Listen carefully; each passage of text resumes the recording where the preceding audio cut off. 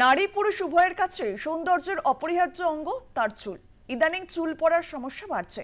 জানেন কি আপনারা, শ্যাম্পু করার নিয়মে কি কিছু গলদ রয়েছে? তাই চুল পড়া বাড়ছে।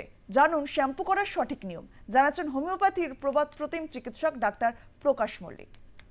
আসলে শ্যাম্পু আমরা প্রচুর ব্যবহার করি, কিন্তু অনেকেই এখন আমরা এমন হয়ে গেছি যে আসলে তেলের ব্যবহারটা আমরা কমেই গেছে। কিন্তু তার মানেই এই নয় যে তেল নিরবিচ্ছিন্ন ব্যবহার করবে বা শ্যাম্পু ব্যবহার করবে। এবং এক্ষেত্রে বলবো যে তেল এবং শ্যাম্পুর মিশ্রণ, অর্থাৎ আমি একজন চিকিৎসক হিসেবে বলতে পারি যে সপ্তাহে 2 দিন শ্যাম্পু বা 3 দিন তেল, বা 3 দিন শ্যাম্পু 2 দিন তেল, এভাবে ব্যবহার করলে ভালো হয়। আর যেটা আমরা করি না, সেটা হচ্ছে শ্যাম্পু করার আগে চুল আঁচড়ে জট ছাড়িয়ে নিতে হবে। এরপর পুরো চুল ভালোভাবে জল দিয়ে ভিজিয়ে নিতে হবে। একটি বাটিতে শ্যাম্পুর সঙ্গে অল্প জল মিশিয়ে এর ঘনত্ব কমিয়ে নিতে হবে, যেন সেই চুলের গোড়ায় সহজে পৌঁছাতে পারে। এরপর দ্বিতীয় দফায় শ্যাম্পু করতে হবে।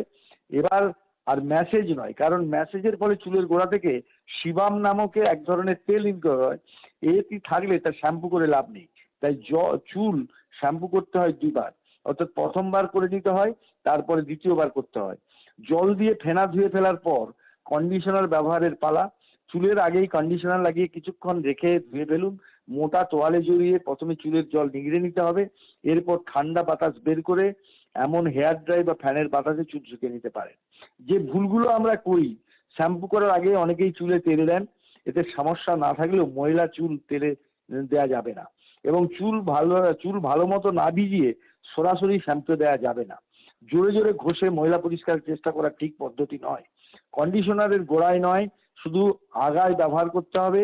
এর আগে চুলকে নরম করে নিতে হবে, এবং গোড়ায় একটি থাকলে চুলের গোড়া নরম হয়ে পড়ে যাবে।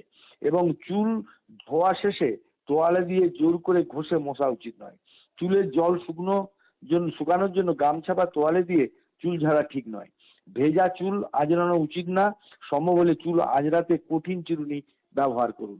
এগুলোই হচ্ছে শ্যাম্পু ব্যবহারের সতর্কতা। আশা করি অনেকে এটা উপকার পাবেন, কারণ শ্যাম্পু আমরা প্রত্যেকেই ব্যবহার করি, কিন্তু শ্যাম্পুকে আমরা ঠিক ব্যবহার করি না, যার জন্য আমাদের অনেক অসুবিধার সম্মুখীন হতে হয়।